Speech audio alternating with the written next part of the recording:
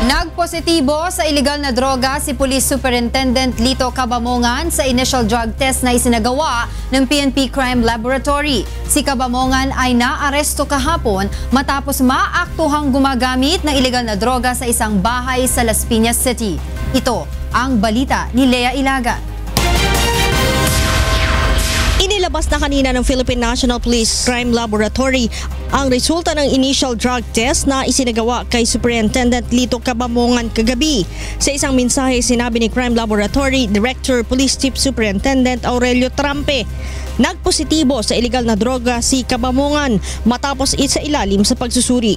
Si Cabamongan ay naaresto kahapon kasama ang 5 iba pa matapos maaktuhang nagpapat session sa isang bahay sa Everlasting Home sa Las Piñas City. Subalit paglilinaw ni Trampe, isasalang pa sa confirmatory test ang pulis bilang bahagi ng proseso. Malalaman ang resulta nito sa susunod na linggo.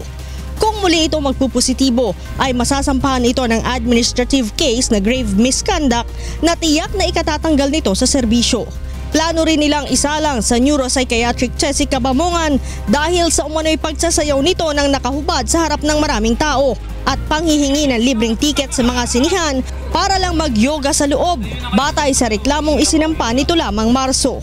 Sinabi rin ng PNP Crime Lab na pang 196 na si Cabamongan sa mga pulis na nagpositibo sa methamphetamine hydrochloride o mas kilala sa tawag na shabu.